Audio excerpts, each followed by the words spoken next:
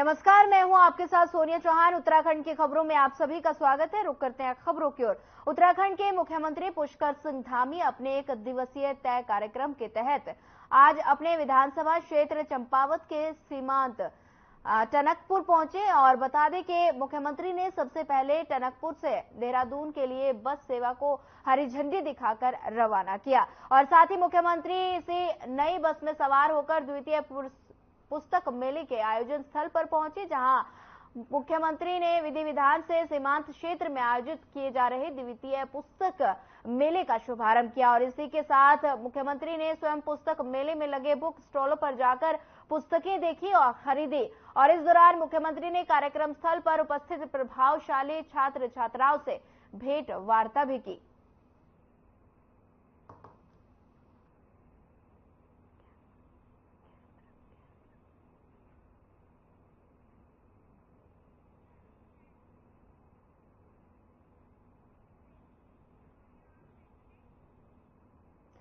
चलिए इस वक्त आपको बड़ी खबर से रूबरू करा देते हैं। बड़ी खबर इस वक्त की, वेद विज्ञान एवं संस्कृति महाकुंभ महर्षि दयानंद सरस्वती की 200वीं जयंती।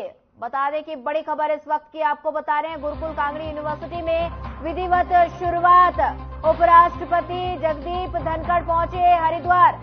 गुरमीत सिंह और सीएम धामी भी साथ में मौजूद। सुरक्षा के लिए किए गए कड़े इंतजाम। बड़ी खबर, अहम जानकारी आपको दे रहे हैं। महर्षि दयानंद सरस्वती की जयंती, सुरक्षा के लिए कड़े इंतजाम किए गए। गुरमीत सिंह और सीएम धामी भी साथ में मौजूद। बता दें कि वेद विज्ञान सांस्कृतिक महाकुंभ महर्षि दयानंद, बता दें इस वक्त की बड़ी खबर से आपको रूबरू करा देते हैं। सुरक्षा के लिए कड़े इंतजाम किए गए। गुरमीत सिंह और सीएम धामी भी साथ में मौजूद।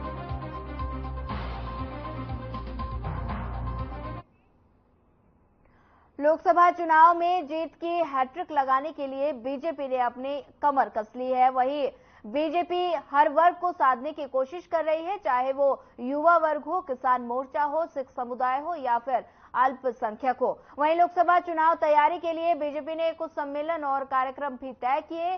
सम्मेलन को लेकर भाजपा के प्रदेश अध्यक्ष महेंद्र भट्ट ने जानकारी देते हुए बताया कि 24 दिसंबर को देहरादून में युवा मोर्चा अनेकों सामाजिक संगठनों के साथ मिलकर विशाल पदयात्रा देहरादून में निकालने जा रहे हैं। वहीं महेंद्र भट्ट ने बताया कि हर विधानसभा में बीजेपी समर्थक युवा मतदाता सम्मेलन भी करने वाली है।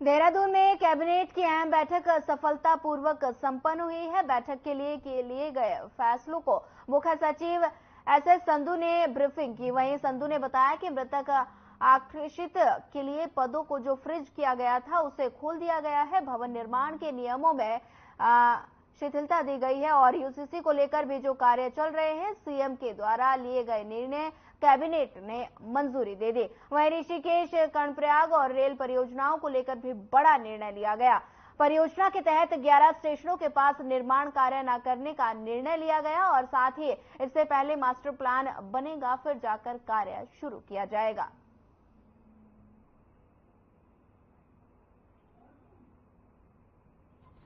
जी, अगला मद एक योजना माननीय मुख्यमंत्री ने घोषणा की थी, मुख्यमंत्री महालक्ष्मी योजना।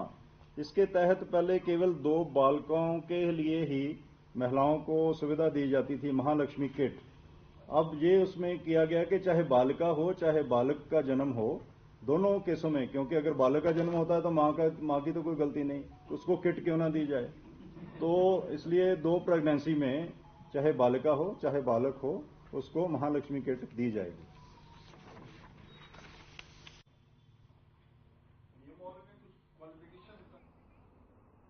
चलिए फिलहाल वक्त हो चला एक छोटे से ब्रेक का। ब्रेक के बाद जल्द हाजिर होंगे।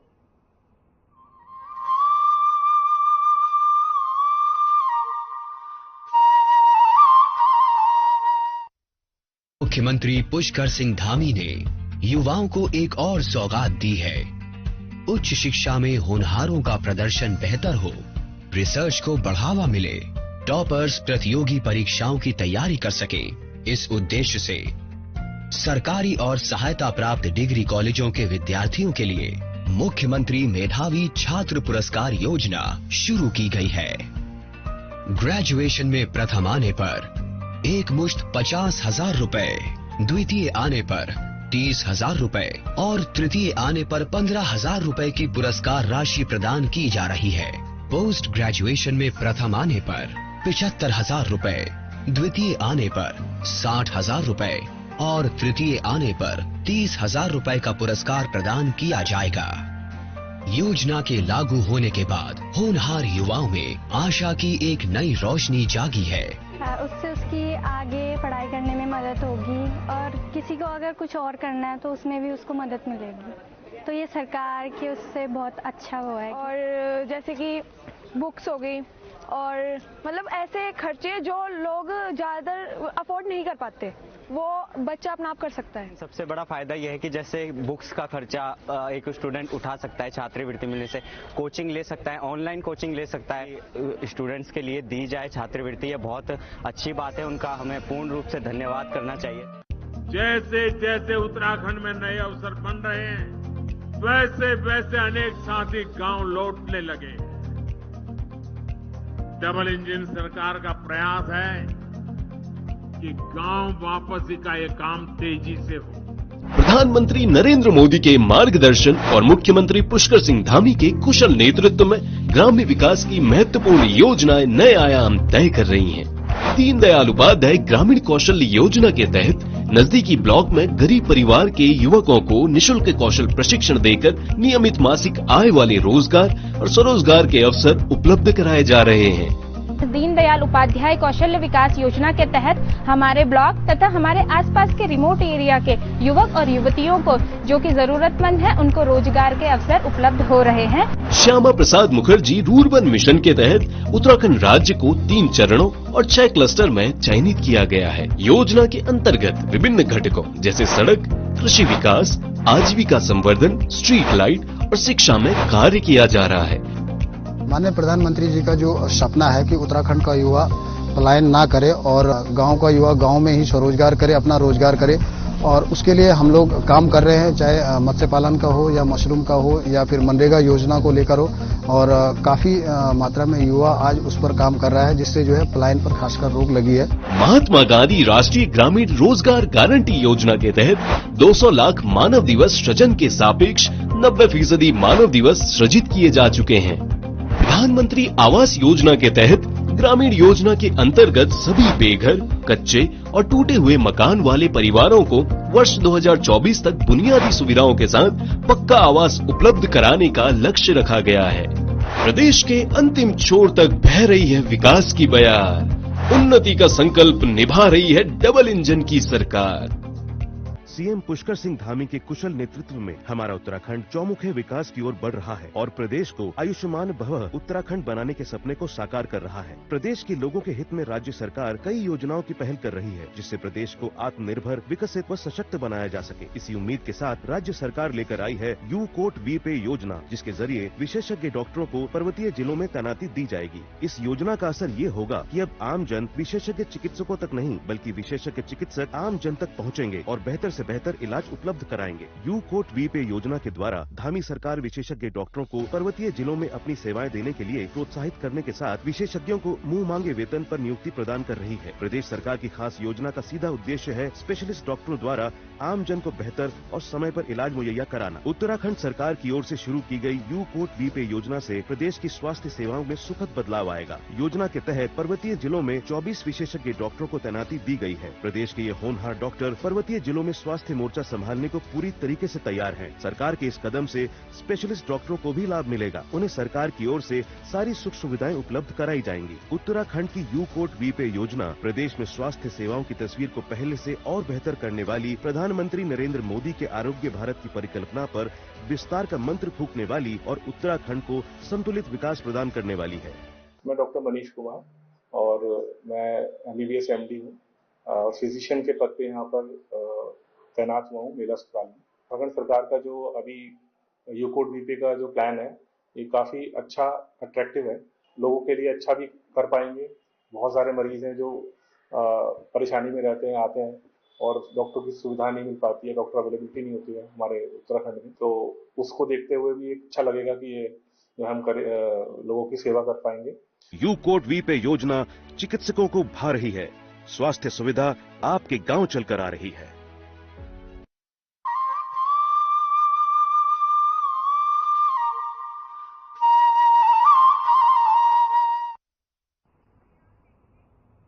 ब्रेक के बाद आप सभी का एक बार फिर स्वागत है। बढ़ते हैं अगली खबर की ओर। अल्मोड़ा के रानीखेत में SSB सीमांत मुख्यालय रानीखेत में सशस्त्र सीमा बल का स्थापना दिवस समारोह धूमधाम के साथ मनाया गया। वहीं समारोह में अतिथि बल के महानिरीक्षक अमित कुमार को गार्ड ऑफ ऑनर देकर सम्मानित किया गया। बल के IG अमित कुमार ने कहा कि बल व सीमांत रानीखेत की तरफ से देश सेवा में महत्वपूर्ण कार्य किए जा रहे हैं। साथ ही कहा कि आपदा राहत बचाव कार्य, हाल ही में हुई चुनाव ड्यूटी और निःशुल्क मानव और पशु चिकित्सा शिविरों का आयोजन किया जा रहा है। साथ ही उन्होंने बताया कि भारत सरकार की जल कल्याणकारी योजनाओं के बारे में भी SSB के जवानों के द्वारा जानकारी दी जा रही है।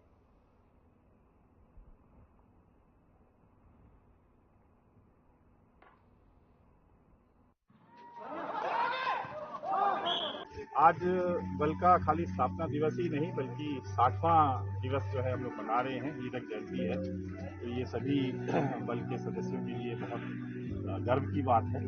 जो परंपरा रही है उसके तहत सूबे में जो है बाकायदा जो सेरेमोनियल फंक्शन होता है उसके तहत जो भी हमारे कर्मी हैं जिनको कि महानिदेशक द्वारा गोल्डन डिस्क और सिल्वर डिस्क दी गई है उससे सम्मानित किया गया है। उनको हम लोगों ने जो है सम्मानित किया। यहाँ खुद प्रतियोगिता का हम लोगों ने आयोजन किया जिसमें हमारे ही अपने ऑफिसर्स, सबऑर्डिनेट ऑफिसर्स और जो वाज हैं उन्होंने जो है प्रतिभाग किया।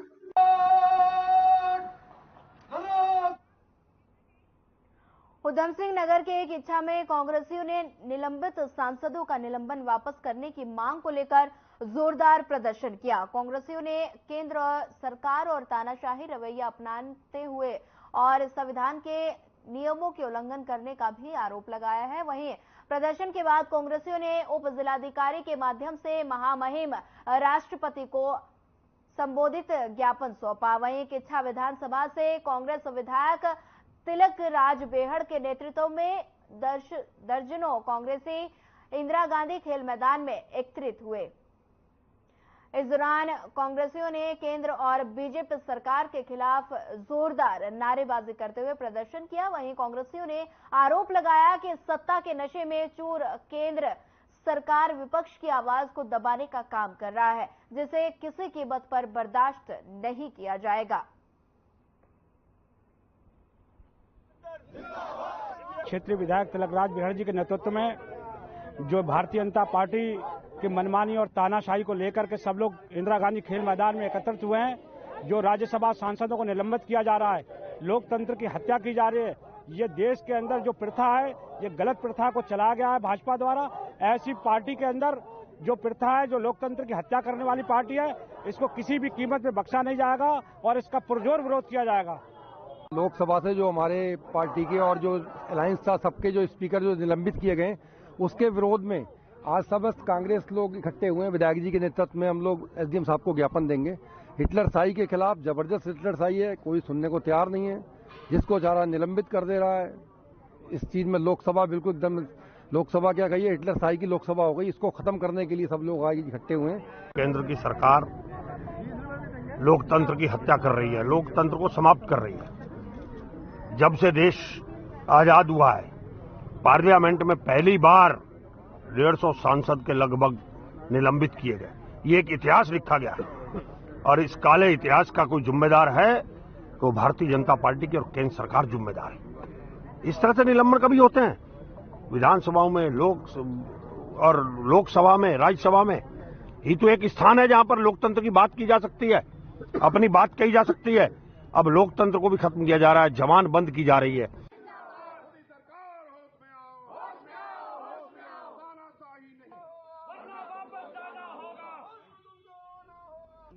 फिलहाल वक्त तो चला एक छोटे से ब्रेक का। ब्रेक के बाद जल्द हाजिर होंगे।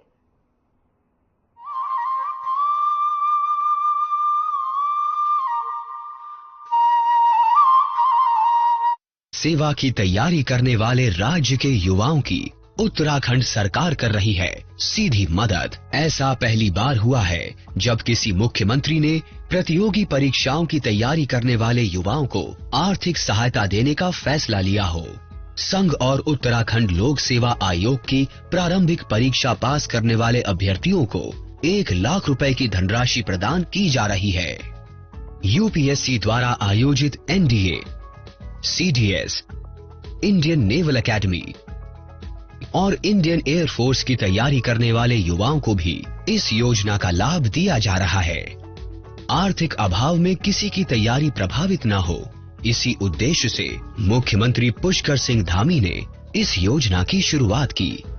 जो बच्चे सिविल सर्विसेज की तैयारी करते हैं उनको पढ़ने के लिए या बुक्स खरीदने के लिए कुछ पैसों की आवश्यकता होती है, जो काफ़ी सारे छात्र छात्रा ऐसे होते हैं जिनके घर वाले अफोर्ड नहीं कर सकते, जिनके लिए मुख्यमंत्री धामी जी द्वारा एक बहुत अच्छी स्कॉलरशिप की स्कीम चालू करी गई है, जिसके द्वारा उनको आर्थिक सहायता दी जाती है, जिससे कि हर कोई बच्चा चाहे गरीब हो, चाहे अमीर हो, चाहे कैसा भी हो, कई बच्चों की परसेंटेज आने के बावजूद भी, सब कुछ सेटिस्फाइड होने के बाद भी फिर भी वो आगे नहीं हो पाते। उसका यह कारण है कि कभी घर में स्थिति कभी खराब हो जाना, कभी कुछ किसी रीजन से। तो उन्होंने बहुत ही अच्छा करा है कि हम सबको आगे हमारे भविष्य के लिए कि अच्छे से अच्छा में मिले और अच्छे से अच्छा वह प्राप्त हो। जैसे जैसे उत्तराखंड में नए अवसर बन रहे हैं, वैसे वैसे अनेक साथी गांव लौटने लगे।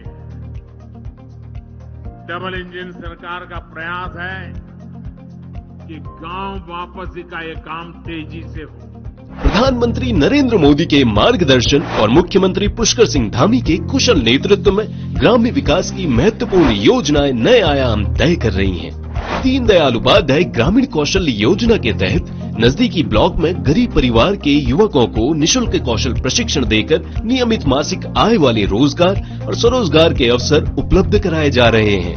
दीनदयाल उपाध्याय कौशल्य विकास योजना के तहत हमारे ब्लॉक तथा हमारे आसपास के रिमोट एरिया के युवक और युवतियों को जो कि जरूरतमंद है उनको रोजगार के अवसर उपलब्ध हो रहे हैं। श्यामा प्रसाद मुखर्जी रूरबन मिशन के तहत उत्तराखंड राज्य को 3 चरणों और 6 क्लस्टर में चयनित किया गया है। योजना के अंतर्गत विभिन्न घटकों जैसे सड़क, कृषि विकास, आजीविका संवर्धन, स्ट्रीट लाइट और शिक्षा में कार्य किया जा रहा है।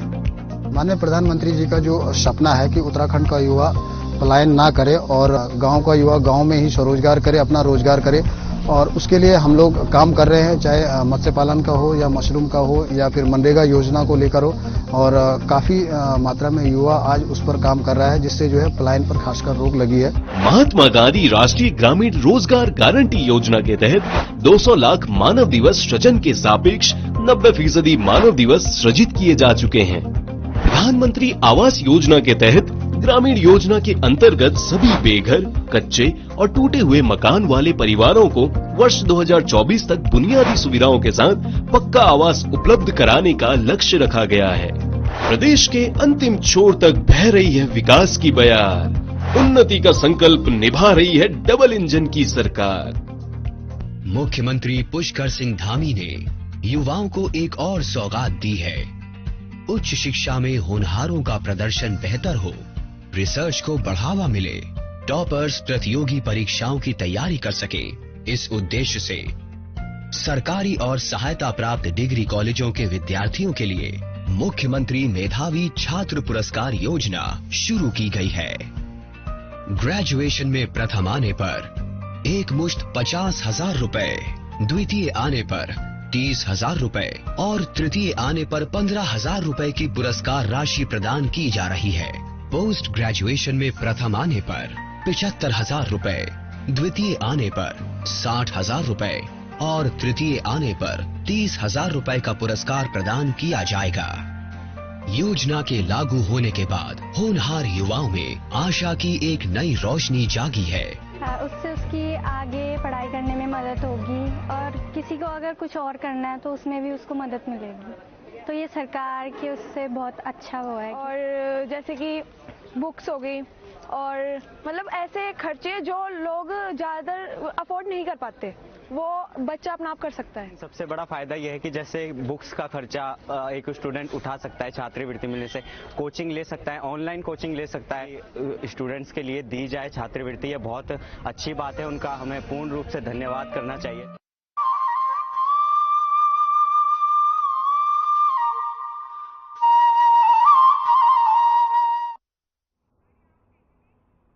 ब्रेक के बाद आपका एक बार फिर स्वागत है। बढ़ते हैं अगली खबर की ओर। क्रिसमस और न्यू ईयर को लेकर नगर में यातायात व्यवस्था को लेकर पुलिस ने कमर कस ली है। बाहर से आने वाले पर्यटकों को कोई परेशानी ना हो, इसके लिए पार्किंग की व्यवस्था दुरुस्त की जा रही है। वहीं पुलिस केवल उन्हीं लोगों को अपने वाहन ले जाने की अनुमति देगी जिन्होंने वहां रुकने के लिए होटल बुकिंग कराई होगी। वहीं बाइकर्स पर भी यही नियम लागू होगा और इसके अलावा न्यू ईयर के दिन नगर में 70% पार्किंग फुल हो जाने के बाद गाड़ियों को बाईपास, भवाली, मस्जिद तिहारी और नारायण नगर में पार्क किया जाएगा और जहां से शटल के माध्यम से यात्रियों को नगर में भेजा जाएगा।